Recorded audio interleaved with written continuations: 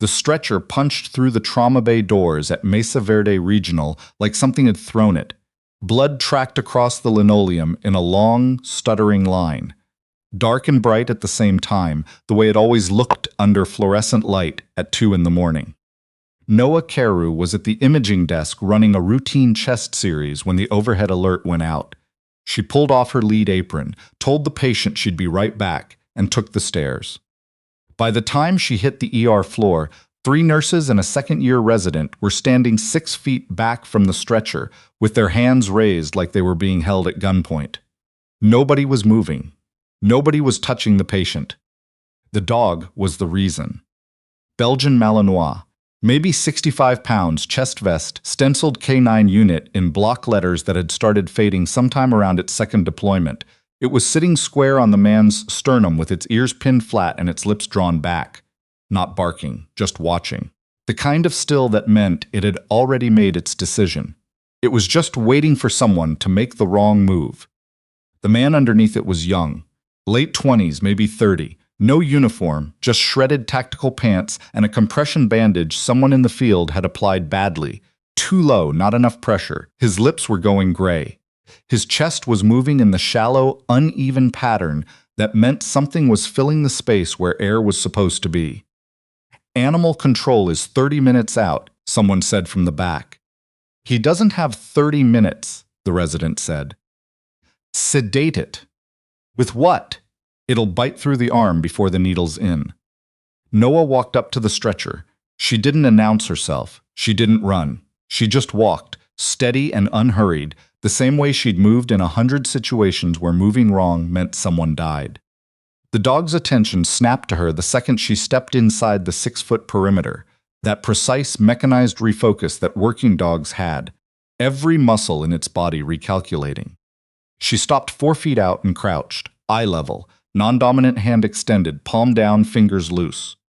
Then she said the word. 2 syllables, Pashto, a command she'd heard so many times outside Kandahar that it had worn a groove in her memory. The handlers running their dogs through night drills, the same cadence repeated until the animals could execute in their sleep. She'd learned it the way she'd learned most things in that country, by watching instead of talking, by being the person in the back of the room who paid attention. The dog's ears moved, forward, then relaxed, its head tilted a fraction. She said it again, lower, flatter. The dog, the tag on the inside vest strap read Kira, stepped off the man's chest and sat down at her feet. The room went silent in the way. Rooms went silent when something impossible had just happened.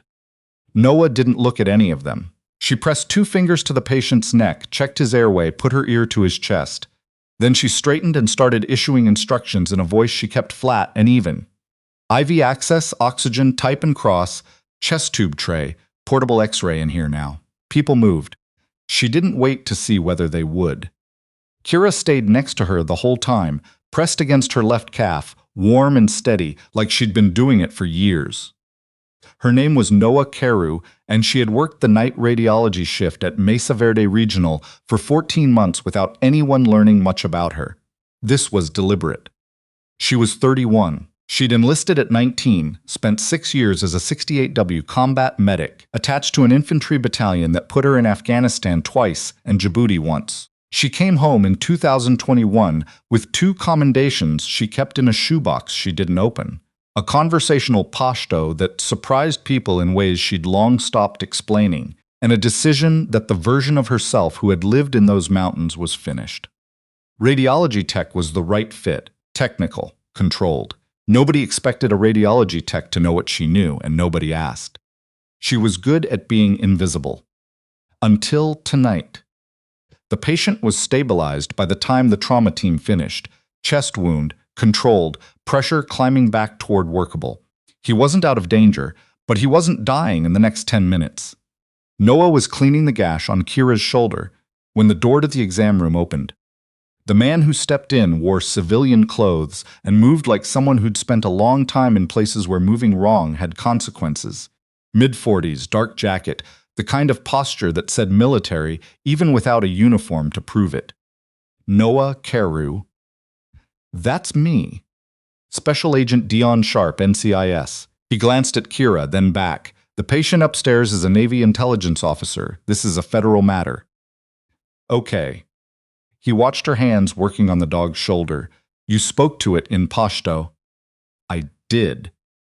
Where'd you pick that up? Afghanistan. He waited, like he expected more. She finished wrapping the wound and stood. Most people freeze up when a combat K9 goes into protection mode, he said. Most people haven't been around them. And you have. Is there something you need, Agent Sharp? He produced an evidence bag from inside his jacket, a flat, matte black device, no markings she recognized. This was found on the patient. It's classified. I need to know who had contact with his belongings. Nobody. We were focused on keeping him alive. He set a business card on the counter. We'll be in touch. She watched him leave. Then she looked down at Kira. The dog was watching her with that particular intelligence working dogs had, something between assessment and recognition, like it was tracking something in her that the humans in the room couldn't see. Yeah, Noah said quietly, I know. Dr. Felix Wad found her in the hallway an hour later. He was the kind of administrator who'd been in charge long enough to forget what it felt like not to be. Silver-haired, pressed coat, the unconscious habit of talking over people mid-sentence. Carew, he didn't slow down. She had to walk to match his pace. NCIS came to see me. They came to see me first. I know. He stopped at a corridor junction and turned. Whatever you did in the ER, it was remarkable. But it's also drawn federal attention into my hospital. I can't have personnel becoming focal points for that kind of scrutiny. I wasn't trying to become a focal point. I was trying to keep someone alive. And you succeeded. Now I'm managing the fallout. He straightened his lapels. I'm moving you to the day imaging suite. Effective tomorrow. Stay away from the patient. Stay away from the dog. If NCIS has more questions for you, they go through my office first. He walked away. Noah stood in the empty corridor and thought about what it would feel like to put her fist through one of the light panels. Then she breathed and went back to work. Kira found her in the parking garage at shift's end, waiting beside her car, leash trailing, no handler anywhere in sight. The dog looked at her with the same focused attention it had used since the ER. Like she was the fixed point in a room that was spinning too fast. Noah followed her back inside. 2 floors up, down an unfamiliar corridor, to the room where the intelligence officer was. She checked the door chart.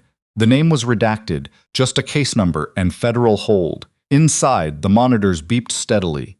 Light sedation wearing off. She could see the shift in his face before his eyes opened. He came awake the way people did after trauma and blood loss, surfacing through layers, disoriented, then abruptly sharp. His eyes found her quickly once they focused. You're from the ER, he said, voice raw but clear. Noa Carew, Radiology. You used a Pashto handler command on my dog. It worked. The corner of his mouth moved. He reached for Kira with his IV-free hand. The dog pressed into it hard. Lieutenant Asher Quaid, DIA, Defense Intelligence. He paused to breathe. I was carrying something I shouldn't have been moving alone. Sharp tell you about the device? He showed me. It's not the only one. Quaid's hand moved slowly to the shoulder seam of his gown, working at something tucked inside. He pulled out a drive, flat, small, wrapped tight in electrical tape, and held it out. There's a network behind what I was carrying. Fentanyl distribution, border operations, people in the supply chain who have government access. If they know what I was running, they'll come for this. Give it to Sharp. Maybe, when I know who to trust.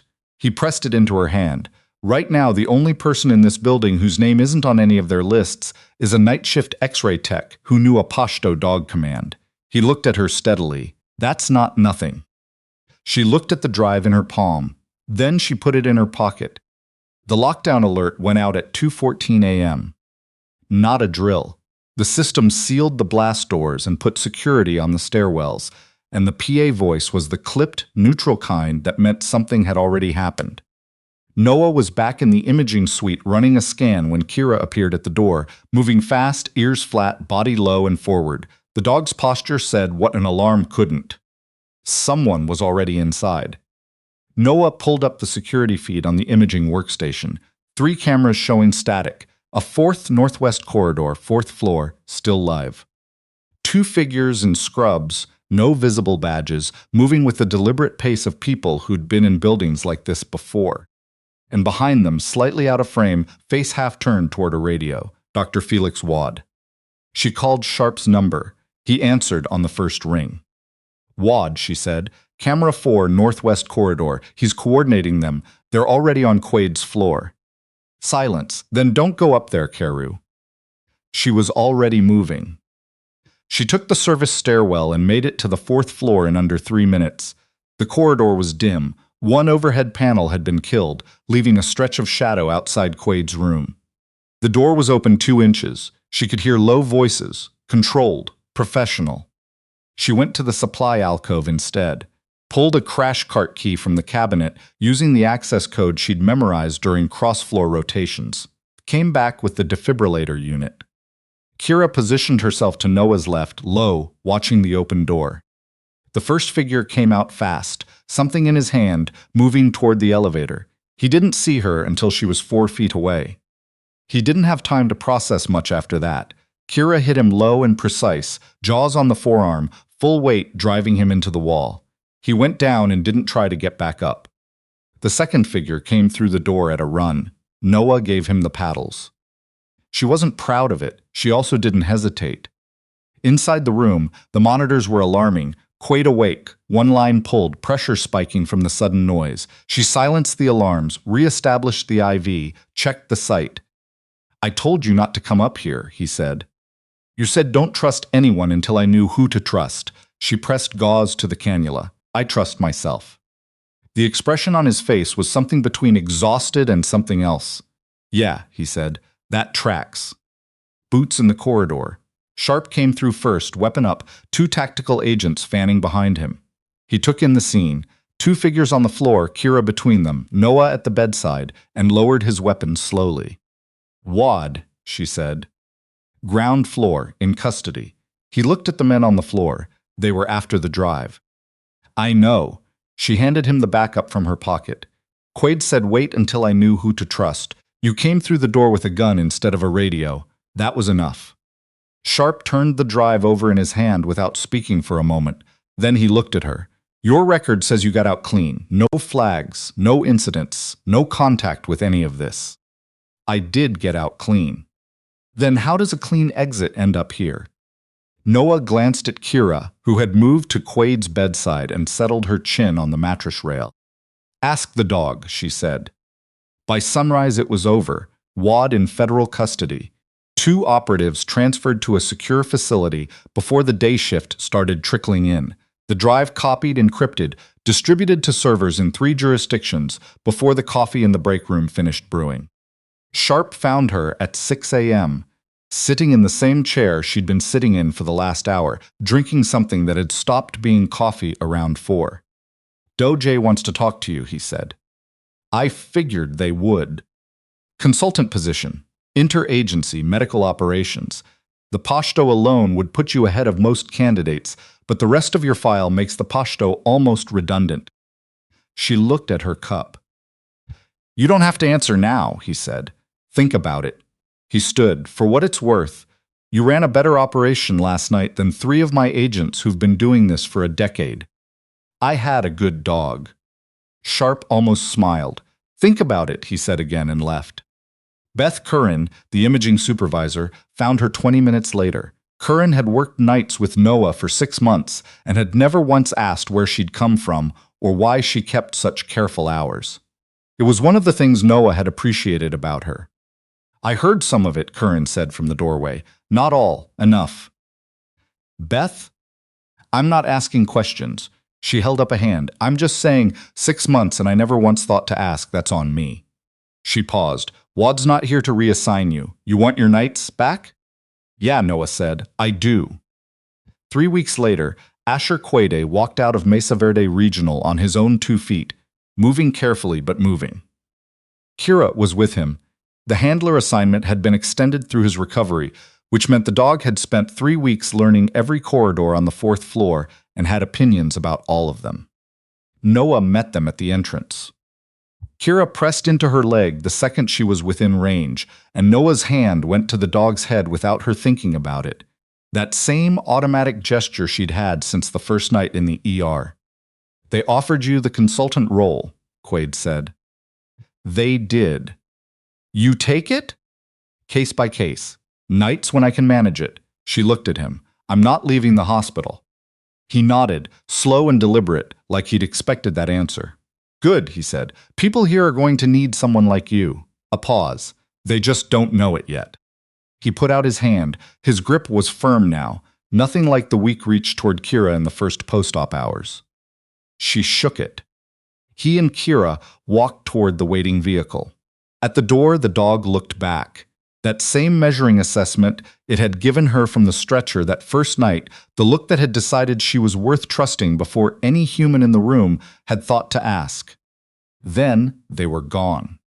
Noa stood at the entrance for a moment, feeling the morning air come in off the desert, dry and thin and already warming. Then she turned and went back inside.